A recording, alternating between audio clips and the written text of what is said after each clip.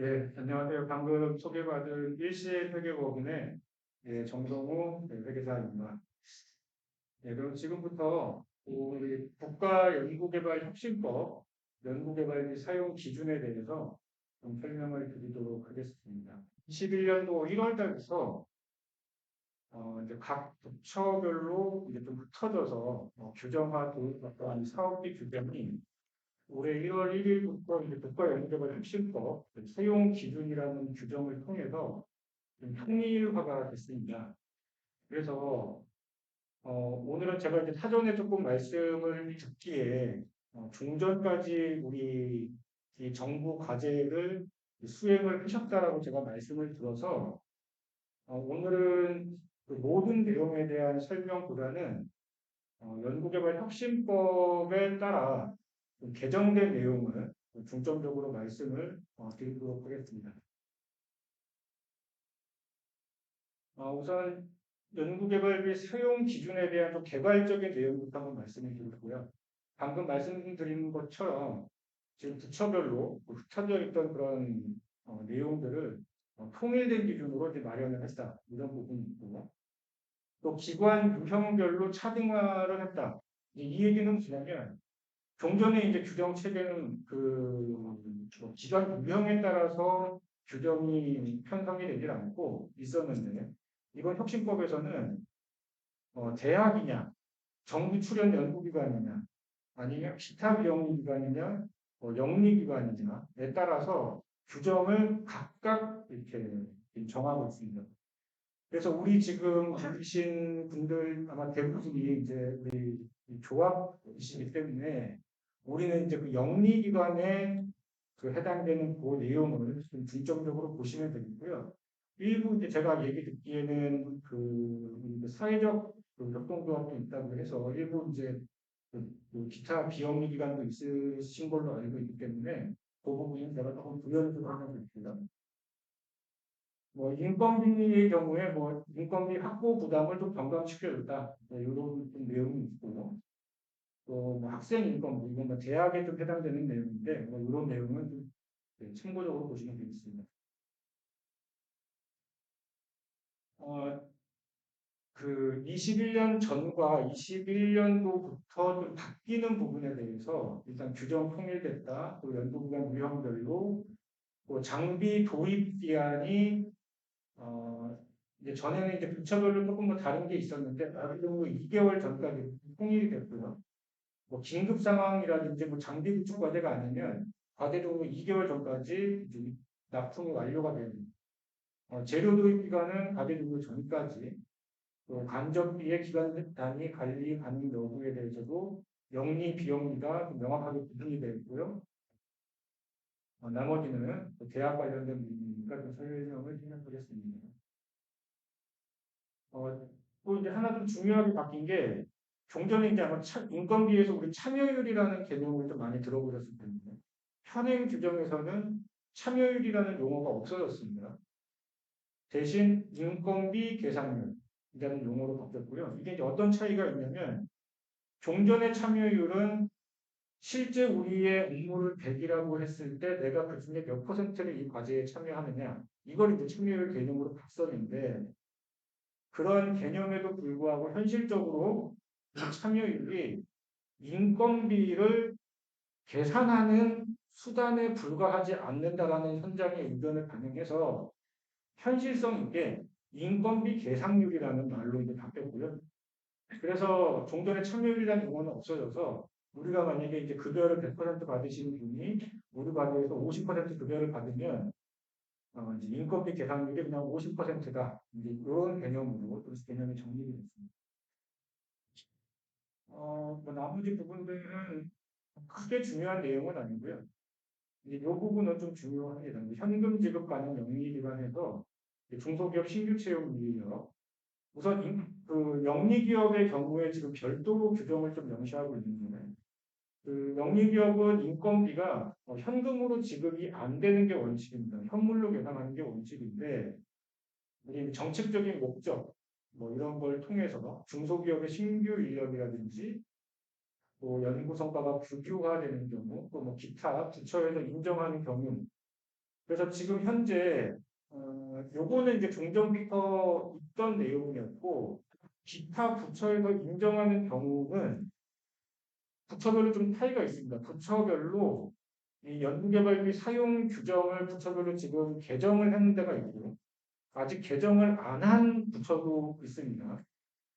그 개정을 한 부처는 우리 그 각 부처의 평균 인건비 그 예외 그 케이스에 그 나열이 돼 있는 내용을 보시고 아 우리 기관이 이 현금 인건비를 쓸 수 있는 기관인지 아닌지를 한번 꼭 확인을 해보셔야 되겠습니다. 연기관의 현금 인건비 지급 비율 우리 혁신법상에서는 원칙적으로는 연구비 현금의 50% 이내에서만 쓸 수 있다는 게 대대적으로 바뀐 내용인데 우리 사업 규정에서는 별도로 출연금의 20%까지 인건비를 쓸 수 있다는 별도 그런 조항이 규정이 있기 때문에 이번 혁신법상에서는 연구비 현금의 50%지만 우리 사업에서는 출연금의 20%까지만 인건비를 쓰실 수가 있다. 이렇게 좀 인지를 하셔야 되겠습니다. 네, 이제 다음은 이제 각 세목별로 좀 이걸 짚어봐야 될 거를 좀 빠르게 제가 한번 좀 정리를 좀 간략간략하게 하고요. 질문을 많이 받는 걸로 하겠습니다.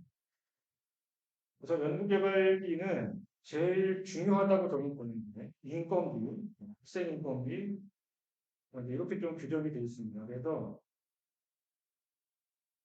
인건비의 경우에는 우선 참여 연구자에게 지급하는 급여, 또 4대 보험 본인 부담금 포함을 하고요. 또 퇴직급여 충당금 상당했고 이제 포함을 하고 있습니다.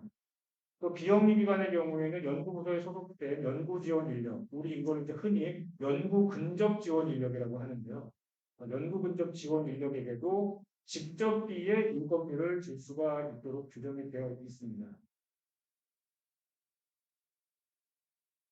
인건비 자체는 그렇게 어려운 건 아니에요. 왜냐하면 급여액, 예를 들면 내가 월 급여를 뭐 300을 받고 있다. 그러면 인건비는 이제 300으로 100%라고 가정했을 때 300으로 책정을 하면 되는데 뭐 우리 과제든 아니면 뭐 다른 뭐 전공부서 과제를 하실 때 우리가 현금 인건비를 계산을 할 수 있는지 없는지 이 부분에 대해서는 한 번쯤 꼭 체크를 해보셔야 됩니다. 그리고 4대 보험 기관 부담금, 퇴직급여 충당금까지 인건비 계산률에 따라서 사업비로 실적을 넣어줄 수가 있고요. 네, 학생 인건비는 뭐 대학과 관련된 거기 때문에 넘어가는데 혹시나 오해하실까 봐. 우리 조합에서 예를 들면 내가 학생분한테 뭔가 급여조로 뭘 주고 있으니까 학생 인건비 아니냐? 그게 아닙니다. 이 학생 인건비는 대학에서 사용을 하는 비용이기 때문에 이제 학생분한테 주면 학생 인건비겠지 이렇게 생각을 하시면 안 돼요. 네. 네, 요걸 한번 참고해서 보시면 될 것 같고, 뭐 관련 법령 규정이요. 간혹 이런 경우가 있어요. 그 연구 참여자가 연구개발 기관에 소속되지 않고 이제 다른 기관에 소속돼 있으신 분들.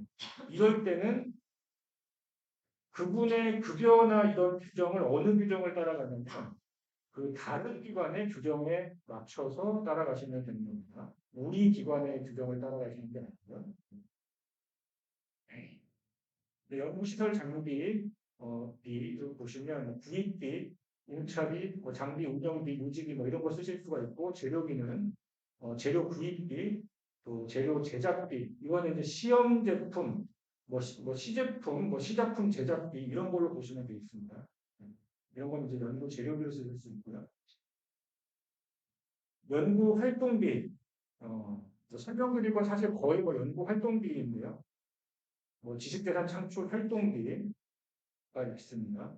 요거는 간접비에 나오는 지금 이건 직접비의 연구 활동비고요. 간접비에 나오는 지식재산권 우리 출원 등록비 하고는 다른 비용이에요. 그러니까 출원 등록 비용은 간접비에 쓰실 수가 있는 거고 이것은 그 출원이나 이런 걸 하기 이전에 우리가 연구 수행 과정에서 조사를 하거나 분석을 하거나 뭔가 컨설팅을 받는 이런 비용들을 활동비에 지식재산 창출 활동비로 쓰시면 됩니다. 또 중요한 개념 하나 이제 새로 들어온 거예요. 이건 이제 개정된 내용인데요. 외부 전술 활용비라고 이게 하나의 이렇게 묶음으로 개념이 생겼습니다. 그래서 어떤 비용이냐면 기술 도입비, 전문가 활용비, 연구개발 서비스 활용비, 연구개발 서비스 활용비라 함은 뭐 시험 분석 의뢰 비용이라든지 이런 비용들, 뭐 검증 비용, 뭐 인허가 뭐 요청 비용들 뭐 이런 비용들을 얘기하는데 이거를 제가 주의하시라고 말씀드리는 게 이 그룹은 그 한도가 있습니다. 직접비의 40%까지만 이 비용을 쓸 수 있다는 그런 한도가 있기 때문에 이 비용은 따로 좀 개념을 인지를 하고 있으셔야 되고요. 뭐 나머지 회의비, 뭐 출장비는 다 아시죠, 그죠? 뭐 원래 다 쓰셨던 비용이고 소프트웨어 활용비가 종전에는 뭐 재료비로 편성이 돼 있던 부처도 뭐 장비비로 편성이 돼 있던 부처가 있었는데 소프트웨어 활용비, 그러니까 구입, 임차 비용들, 데이터베이스 네트워크 이용료, 그러니까 우리가 생각할 수 있는 소프트웨어 일과 관련된 그런 비용들은 모두 연구 활동비로 지금 들어와 오게 됐습니다. 네, 이것도 좀 정리가 되고요. 제일 질문이 많은 부분입니다. 연구실 운영비, 연구실 운영비인데요. 기억을 하실 게 사무용 기기, 사무용 소프트웨어, 사무용품비 분명히 다릅니다. 사무용 기기, 사무용 소프트웨어랑 사무용품비는 달라요. 그리고 또 무슨 얘기가 있냐면 연구실 운영에 필요한 소모성 비용 해서 가로치고 비영리 기간 이렇게 써놨어요. 이 얘기는 요 연구실 운영에 필요한 소모성 비용은 영리 기관은 못 쓴다. 그러니까 우리는 못 쓴다. 이렇게 말씀을 드리면 그럼 우리는 무슨 비용으로 쓰면 되냐? 우리는 왜 이걸 못 쓰게 하냐? 이렇게 고민하실 필요가 없는 게 우리는 사무용품비를 쓰실 수가 있어요. 사무용품비는 영리기관도 쓸 수 있고 연구실 운영에 필요한 소모성 비용만 영리기관은 못 쓴다. 이제 이런 거예요. 그러면 현실적으로 생각을 해볼 때 사무용품과 관련돼서 뭔가 이제 구매를 하려고 한단 말이죠. 근데 이게 보니까 소모성 사무용품도 있고 소모가 되지 않는 비소모성 사무용품도 있단 말입니다. 그걸 두 개를 구분을 하셔야 됩니다. 예를 들면 이런 이제 슬라이드 이런 거 있잖아요. 요거 지금 띄워놓은 거 이런 거. 이런 거는 이게 소모가 되지 않지 않습니까? 그죠? 이걸 뭐 슬라이드를 한번 찧었다고 해서 얘가 사라지거나 이런 게 아니잖아요. 그러니까 얘는 이제 비소모성이라는 거죠. 비소모성은 사무용 기기, 이제 롤로 편성을 하시면 됩니다. 볼펜, 종이, 우리 뭐죠? 잉크 이런 것들은 이제 쓰면 쓸수록 달아 없어지고 우리 뭐 이런 서류 같은 거 파일링하는 그런 거 있잖아요. 서류 그런 거 그런 것도 한번 이렇게 파일링하고 나면 더 이상 못 쓰잖아요. 그걸로만 딱 끝났으니까.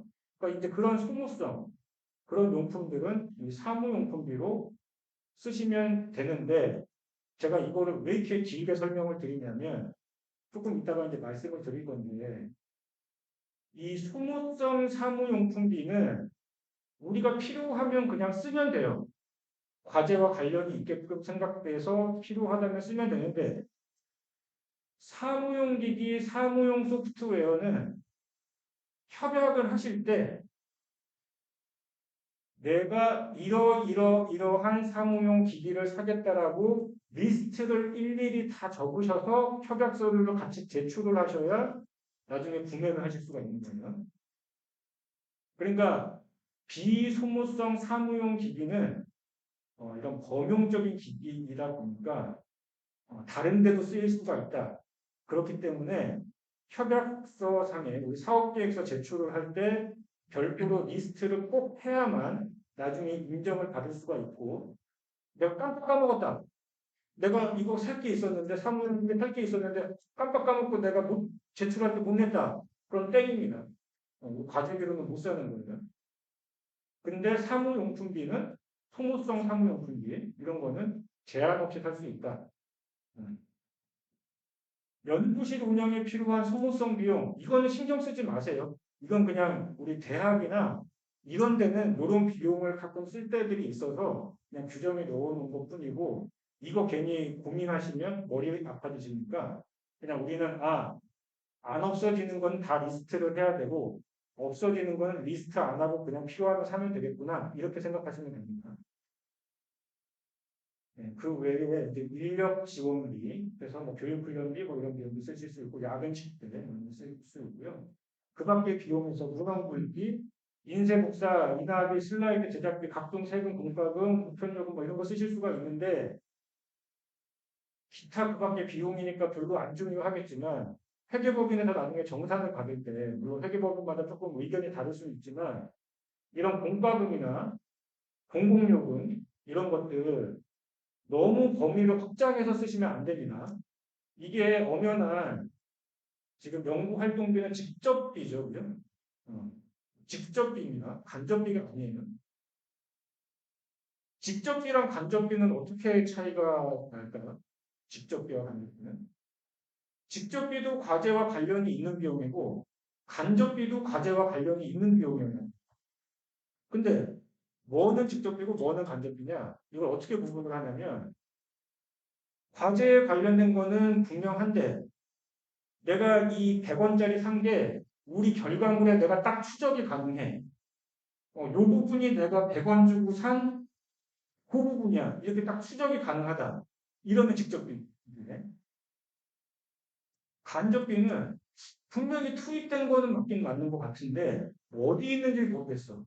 예를 들면 우리 공장에서 예를 들면 공장을 생각해 보면 공장에 이제 전기세가 나간단 말이에요. 그러면 그 공장에 우리가 뭐 한 10% 정도 되는 인력과 10% 정도 좀 되는 그런 장소를 활용을 해서 우리가 과제를 했다고 치면 그 공장에 부과된 전기세의 10%만큼은 우리 과제에 투입된 걸로 어느 정도 인지는 되잖아요. 그죠? 어. 그거는 오케이. 과제에 투입된 걸로 한 10% 정도 봐줄게.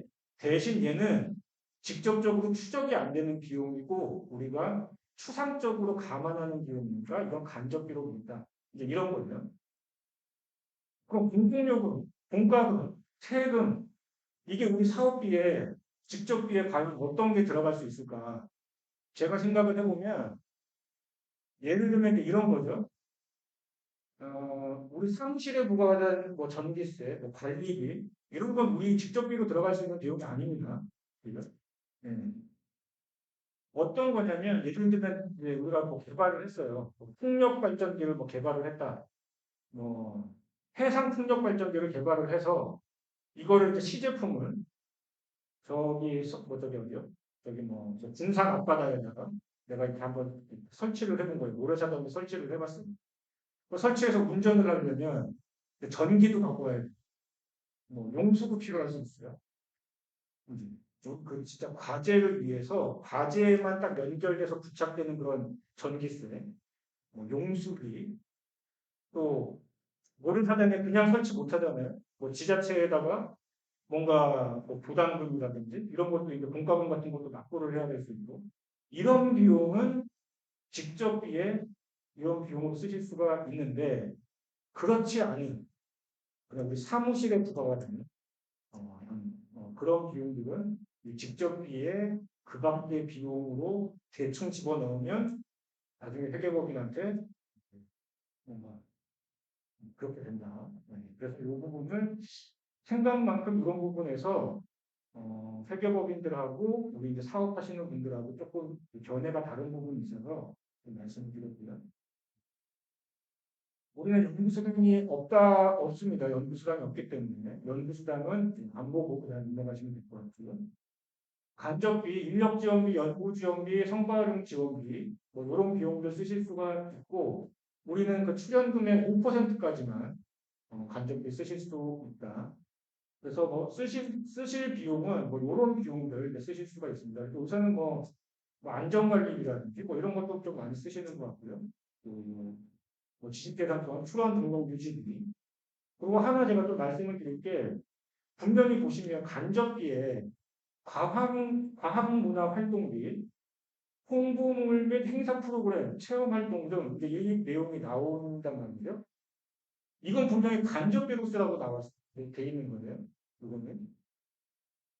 즉, 무슨 얘기냐면, 우리가 이제 개발하고자 하는 결과물이 나온 이후에 뭐 판매나 마케팅을 위해서 홍보 활동을 하는 거예요.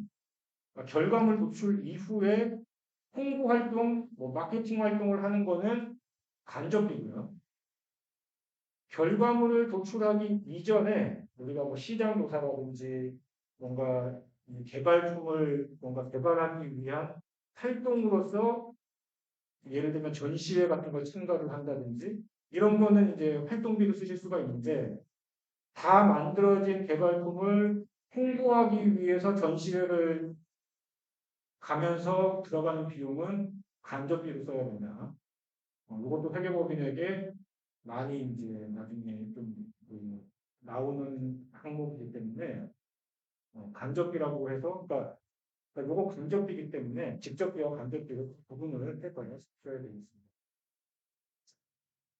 예, 공통 불인정 기준. 예, 환급받을 수 있는 관세, 부가세, 뭐 이거는 뭐 중정부 다 아실 거고 주류, 뭐 중복 계상, 뭐 이런 거 당연히 안 되고요.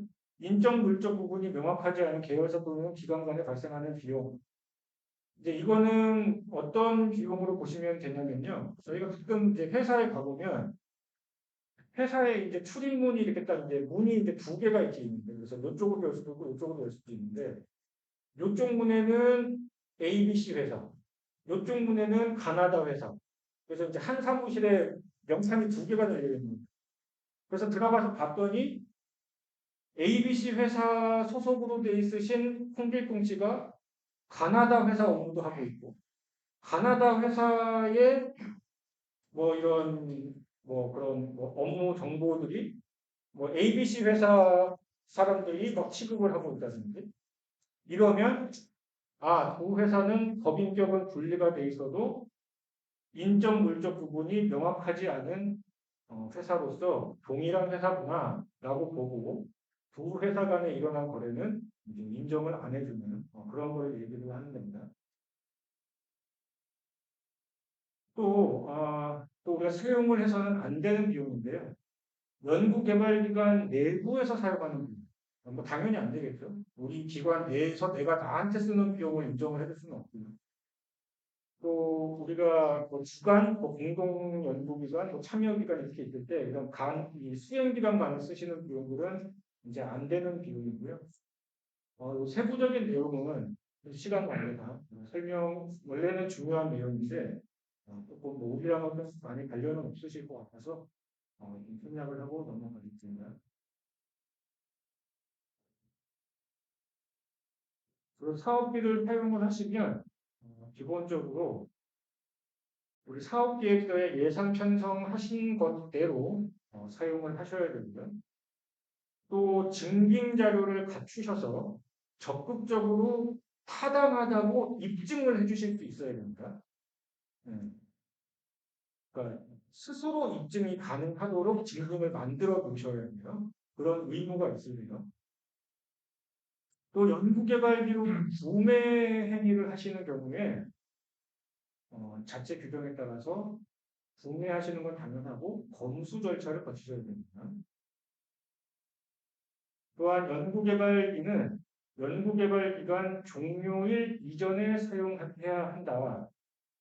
다만 다음 각 호에 해당하는 비용은 연구개발비를 사용 실적 보고일까지 사용할 수 있다. 뭐 이러면서 내용이 쭉 나오는데 저도 이거 보고 이게 무슨 내용이지? 참 헷갈린다 해서 제가 좀 정리한 내용을 그냥 말씀을 드릴 테니까 이 문구를 너무 개의치 마시고요. 제가 지금 설명드리는 거를 잘 귀담아 들으시면 좋겠습니다.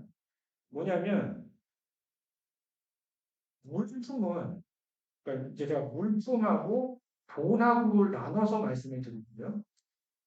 물건은 과제 개발 기간 종료일까지 무조건 들어와요.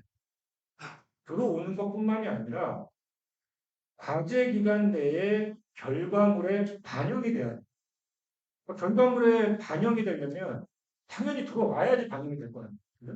그러니까 물건이 사업 기간보다 늦게 들어왔다. 그건 말이 안 되는 거예요. 어? 그래서 아까 앞단에 보시면 뭐 장기는 뭐 최종 연도인 경우에 종료 2개월 전까지 들어와야 되고 뭐 재료는 뭐 사업 기간 종료일까지 들어와야 된다. 입고 시기 그건 최소한 그 정도 돼야 된다는 거예요. 그러니까 물건이든 용역이든 간에 종료일까지 들어와서 결과에 투입이 돼야 된다. 그래야 사업부도 인정된다. 물건은 이렇게 정리했고요. 돈은 늦게 나가도 돼요. 돈은 종료일까지 안 나가도 괜찮아요. 언제까지 나갈 수 있느냐? 사용 실적 보고일까지 나갈 수 있어요. 그러니까 우리가 이제 과제 기간이 끝나면 사용 실적을 마감을 하시고 우리 수행 기관에서는 내가 사용을 한 거를 전부 다 집계를 하신 다음에 더 이상 이제 이게 마무리입니다라고 해서 마감을 하시잖아요. 마감을 하신 다음에 주무부처에 또는 전문기관에 또는 위탁정산회계법인에 사용실적 보고서를 제출을 하시는데 특정 기한까지 그 기한까지만 돈은 나가면 돼요. 단 조건이 연구개발기간 종료일 이전에 지출 원인 행위가 있는 거라면 그러니까 내가 계약은 사업기간 중에 했어야 된다는 거예요. 내가 인쇄소에다가 주문 의뢰를 했어요. 12월 31일 날 주문 의뢰를 했는데 이게 1월 10일 날 이제 그러니까 12월 31일 날 주문 의뢰를 해서 내가 인쇄물을 12월 31일 날 받았어요. 돈은 1월 10일까지 내면 된다는 거예요. 예를 들면. 그러니까 물건은 사업기간 내에 들어와야 되고 돈은 지출 원인 행위가 사업기간 중에만 있었다라고 한다면 돈은 사용실적 보고일까지 사용이 가능하다. 예. 이해되셨나요? 예. 음. 지출 원인 행위는 다른 게 아니고 내가 지출을 할 수밖에 없게끔 만든 그 행위, 뭐 계약 행위라든지 내가 발주를 넣었다든지 이런 거. 내가 돈을 안 줄 수가 없는 그런 이렇게 문서 행위를 했으면 이제 그런 아마 계약일자 뭐 이런 것들이 이제 그 사업기간 내라고 생각을 하시면 되겠습니다. 그리고 연구비 카드를 사용을 해야 된다. 뭐 이런 내용이죠. 인건비 사용 기준. 혹시 외부 소속 기관 사람을 참여연구원으로 지금 쓰실 계획을 갖고 계신 데가 있으신가요? 음, 없으시면 그냥 넘어가고 있으면은 굉장히 중요한 내용입니다. 혹시 그러니까 외부 조직에 있는 분을 내가 이렇게 쓰시려고 할 때 그 외부 분은 기업 사람이면 안 돼요. 그러니까 내가 우리 과제를 지금 하는데 삼성전자에 아주 유능하신 박사분이 계셔서 내가 이분한테 도움을 받고 싶어. 이분한테 도움 받는 건 괜찮은데 이분한테 인건비는 못 준다는 얘기입니다. 또 마찬가지고 교원분들 대학에 계시는 교수분 예를 들면 충남대학교에 계시는 어떤 교수분이 이 분야의 전문가야. 그래서 내가 이분을 참여연구원으로 내가 좀 하고 싶어. 그것까지는 좋은데 돈은 못 준다는 얘기예요. 인건비는 못 준다는 얘기입니다. 주실 수 있는 건 전문가 활용비. 전문가 활용비로는 주실 수가 있는데 인건비로는 못 준다. 그 얘기입니다. 그래서 혹시나 외부 사람 투입시킬 계획 갖고 계신 분들은 진짜 중요합니다. 왜냐하면 인건비는 불인정이 되면은 뭐 몇십만 원 불인정이 아니잖아요. 인건비는 첫 번째 달부터 마지막 달까지 다 불인정되기 때문에 300만 원씩 12개월 불인정되면 3,600만 원 불인정입니다. 그죠? 네. 그래서 인건비는 잘 확인하셔야 됩니다. 뭐 연구시설 장비 아까 말씀드린 대로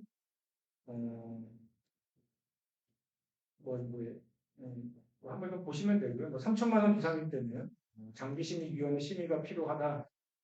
그리고 과제 종료 2개월 전까지 가능하다.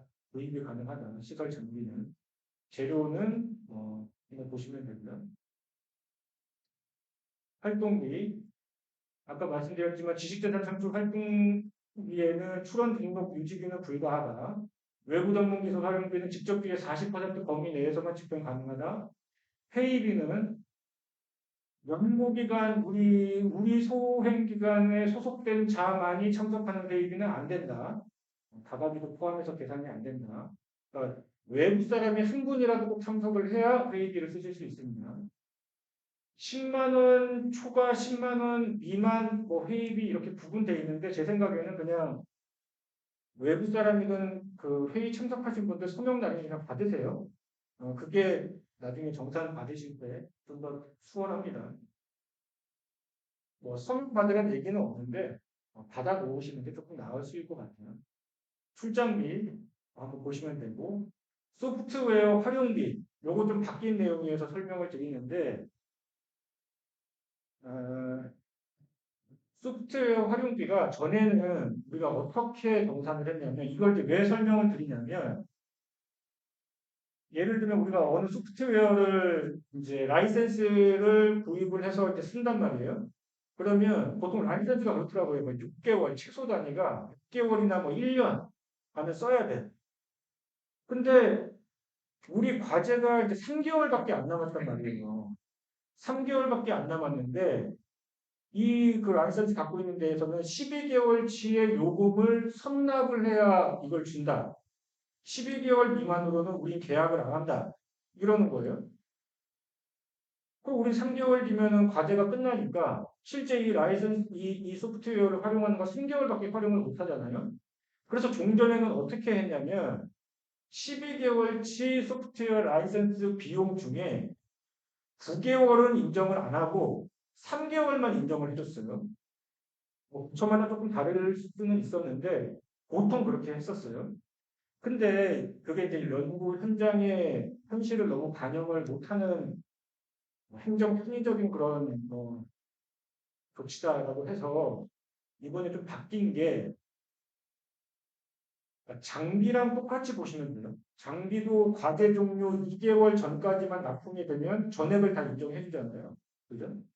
소프트웨어 활용비도 과제 종료하기 2개월 전까지만 구매 임차를 했으면 근데 조건이 하나 붙는데 최소 단위 기간으로 계약을 했을 경우에 그러니까 그 최소적으로 그러니까 1년을 뭐 최소 단위로 하면 1년으로만 계약된 2개월 전까지만 구매했으면 1년치를 다 인정해주겠다. 예전처럼 기간 잘라가지고 뭐 2개월만 인정하고 10개월은 불인정하고 이렇게 안 하고 최소 단위로만 계약했으면 전체 기간을 최소 단위 기간만큼만은 다 인정을 해주겠다. 뭐 이런 비용입니다. 뭐 나머지도 한번 보시면 될 것 같고 또 가끔 뭐 질문하셔서 그러는데 이 평일 점심식 때는 대상이 불가능하다. 요거는 우리 그 참여연구원 분들끼리 드시는 그 야근식 때 거기에 대비돼서 참여연구원들끼리 먹는데 중식 때를 먹었으면 이제 그건 인정 안 된다는 거고 회의비는 점심 때 쓰셔도 괜찮은 거예요. 회의비도 그럼 점심 때 안 되는 거냐 이게 아니고 회의비 식대는 점심 때도 드실 수 있다.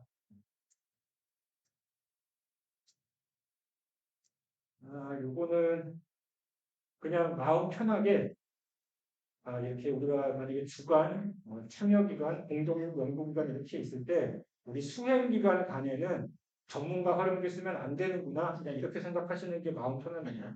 이건 이제 비영리 기관만 조금 예외적으로 좀 허용을 해준 거라서 우리 영리 기관은 그냥 우리 같이 컨소시엄 내에서는 같이 돈 쓰면 안 되는구나. 내가 저 기관 사람한테 전문가 활용비 주고 뭐 이렇게 하면 안 되는구나. 그렇게 하시면 됩니다. 생각하시는 게 편하겠습니다.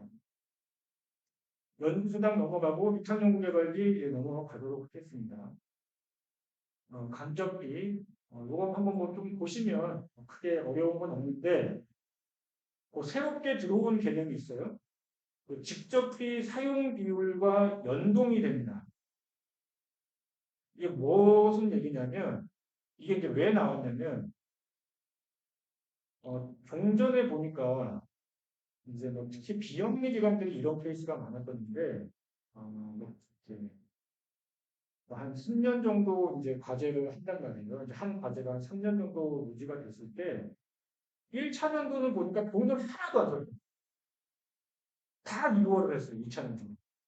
그런데 보니까 연구수당이랑 간접비는 다 받아간 거예요. 그러니까 부처에서 봤을 때 괘씸한 거죠. 과제 수행 하나도 안 해놓고 간접비랑 연구수당 쏠랑쏠랑 다 이제 받아가니까 그게 기분 나쁘다고 해서 이제 아까 제가 설명은 안 드렸지만 연구수당도 직접비 사용 비율의 연구에 이제 연계를 시키겠다. 그 조항과 함께 간접비도 만약에 직접비 사용 비율이 50%가 안 되기만 해봐. 만약에. 그러면 간접비도 그 비율만큼만 쓰게끔 할 거야. 예를 들면 직접비 사용 비율이 40%밖에 안 된다. 그러면 간접비 예산의 40%까지만 쓸 수 있는 그렇게 제한을 두고 만약에 직접비를 60%까지 썼다. 그러면 간접비는 100%더 쓸 수 있다. 그러니까 요 제한은 직접비 사용률이 50% 이하라면 내가 제한을 두겠다라는 거니까 50%가 넘으면 우리는 아무 뭐 걱정하실 필요가 없고요. 50%가 안 되면 간접비를 못 쓰는 거구나 이렇게 생각을 하시면 되겠습니다. 보기만 해도 보기가 싫죠, 그죠? 네. 이제 우리는 아마 지금 연구재단 사업이니까 통합이지바로를 적용을 할 거고, 아까 제가 직접비 사용 비율을 그럼 어떻게 구할 것이냐? 그좀 복잡합니다. 직접 그냥 우리가 개념적으로 보면 직접비 사용 비율 40% 이렇게 뭐 편안하게 얘기하지만 뭐 전년도 2월금이 있었을 때, 차년도 2월금이 있었을 때, 불인정액이 있었을 때, 현물이 있었을 때 사용 비율을 각각 어떻게 따질 건지에 대한 상세 내용이니까 혹시나 뭐 그냥 뭐 직접비 사용 비율 문제 없으면 굳이 고민하실 필요 없고요. 참고적으로 한번 보시면 됩니다. 그리고 아까 말씀드린 우리 뭐 아까 외부 전문기술 활용비는 뭐 직접비의 40%, 뭐 연구수당은 뭐 20%, 간접비는 뭐 몇 퍼센트, 뭐 이제 이런 거 있었는데 이때 뭐 현물을 포함해서 비율을 계산할 거냐 이럴 때 좀 정리해 놓은 거니까 참고해 주시고요. 제가 기관 유형별로 좀 규정해 가고 그랬잖아요. 그래서 우선 영리기관을 보면은 간접비 비율이 우리 혁신법상에서는 10%까지인데 우리 지금 사업에서는 5%로 출연금의 5%까지 지금 제한이 돼 있는 거는 조금 다르게 그 내용하고 좀 기억하셔야 되고요. 또 현금 인건비의 한도가 원래 영리기관은 연구비 현금의 50%까지인데 우리는 지금 20%까지 출연금 받은 거에 20%까지만 돼 있다. 우리 사업 말고 혹시 또 다른 사업을 또 하실 수도 있으니까 그 표는 한번 참고해서 봐보세요. 참고해서 보시면 될 것 같습니다. 네, 영리 기관에 대해서 별도 규정을 두고 있는 거. 이제 영리 기관은 내가 조금 더 우리 이제 정부 입장에서는 조금 더 타이트하게 관리를 하겠다. 음, 직접비는 현금 현물, 간접비는 현금으로 계산을 해라. 이런 내용이고, 현금으로 계산한 인건비를 이거 잘 보셔야 됩니다. 요거 예전에 어떤 규정이에요? 현금으로 계산한 인건비를 협약 체결 시 계획보다 증액을 하면 사전 승인 받아야 된다. 요거는 뭐 이해가 돼요. 내가 당초에 뭐 한 3천만 원 잡아놨는데 내가 인건비를 4천만 원 쓰려고 해. 야, 그럴 때 승인 받자. 뭐 이런 거는 뭐 늘상 있었던 그런 규정의 뭐 취지였으니까 증액할 때 사전 승인 받아라 하는 거는 귀찮긴 하지만 그래 내가 그거는 이해가 돼. 근데 감액하는 경우에도 사전 승인을 받아라? 이제 이런 얘기가 많아요. 아니, 내가 신규 채용하려다가 신규 채용도 안 돼가지고 내가 예산이 무서워 지금 화가 나 있는 상태인데 예산이 없어서 이걸 지금 수련 승인까지 받으라는 얘기예요. 3천만 원 잡아놨는데 내가 지금 2천만 원밖에 못 쓸 것 같아. 못 쓰면 내가 못 쓰고 그냥 내가 속 아픈 거지. 왜 이걸 승인 받으라고 그래? 그죠? 좀 의아하지 않습니까? 그래서 제가 이렇게 생각을 해보니까 왜 이 규정을 뒀나 가만 생각해 보니까 이제 이런 거죠. 못 쓸 것 같아. 예를 들면 인건비를 3천만 원을 계획 잡아놨는데 2천만 원밖에 못 쓰겠다. 그러면 1천만 원이 남잖아요. 근데 내가 재료비를 1천만 원을 더 하고 싶어. 그죠? 그런 경우는 승인을 받아야 된다는 거죠. 그러니까 남은 인건비를 내가 지금 감액이 됐다는 거는 그러니까 내가 인건비가 남을 것 같아. 그 남은 예산을 다른 거로라도 내가 좀 쓰고자 한다 할 때는 승인을 받아야 다른 거로라도 쓸 수 있게끔 해준다는 얘기죠. 변경 승인 신청을 하셔야 된다는 얘기죠. 변경 승인 신청을 안 하고 그냥 써버렸다 재료비로 불인정. 그죠? 인건비 3천에서 2천만 원 줄어든 거를 승인받지 않았기 때문에 1천만 원은 그냥 인건비 잔액으로 갖고 있어야 되는 거예요. 이거 다른 걸로 쓰려면은 사전 승인 받아야 된다. 분명히 말씀드렸습니다. 이거 이해되셨어야 돼요, 분명히. 당연히 중요하니까.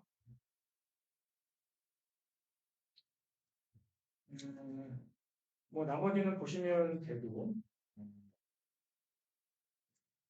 나머지는 뭐 특별히 어려운 건 없으니까요. 보시면 되겠습니다. 뭐 현물 계산, 현물 계산하실 때 장비는 구입가의 20%를 내서 뭐 어떤 부처는 예전에 뭐 장부가에 뭐 이런 기준이 있었는데 지금 장부가 기준은 없어졌고요.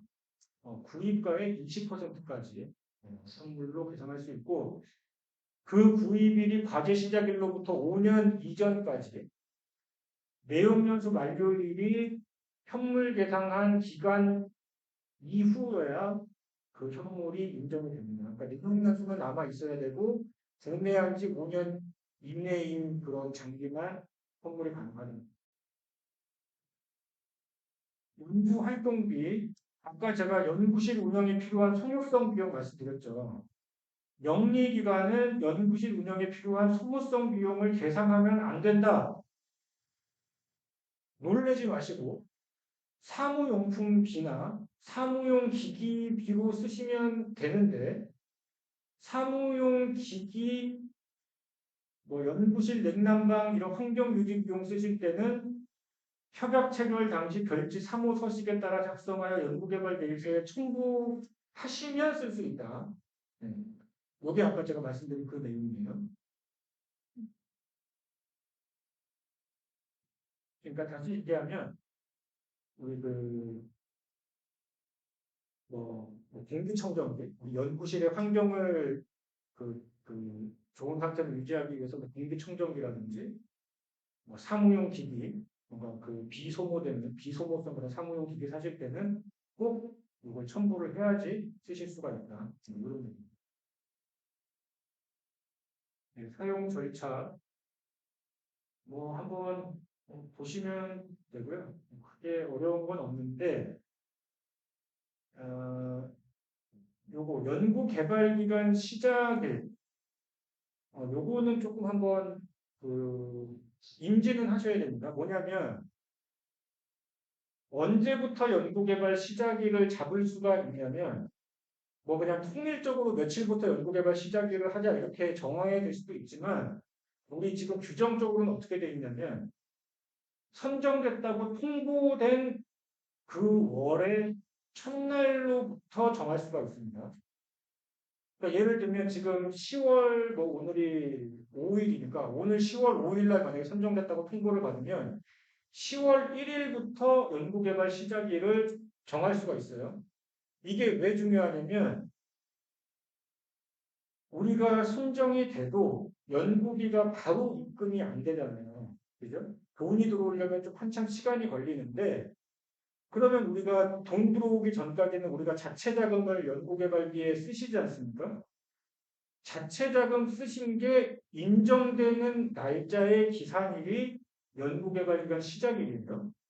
그러니까 10월 6일 날 선정 통보를 받았으면 아무리 우리가 앞당겨도 10월 1일 날 쓴 거부터는 사업비로 인정받을 수가 있는데 자체 재원을 쓴 거라고 하더라고요. 9월 30일 이전에 쓴 거는 인정을 못 받는다는 거예요. 그건 사용 시작일이 안 되는 거기 때문에. 연구개발기간 시작일은 선정 통보일이 포함된 거니까 예를 들면 10월 달에 선정이 됐으면 10월 달부터는 쓸 수 있다는 얘기예요.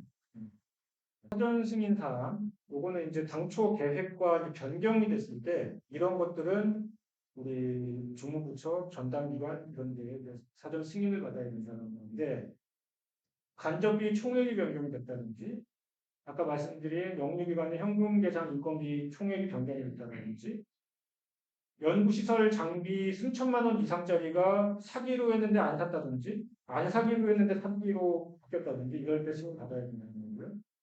뭐 나머지는 그냥 신약 우리 과제 사업에서는 무시하면 될 것 같습니다. 요거는 시간상 따로 설명드리진 않고 이게 상당히 좀 중요한 변경인데 우리 사업하고는 관련은 없을 것 같아요.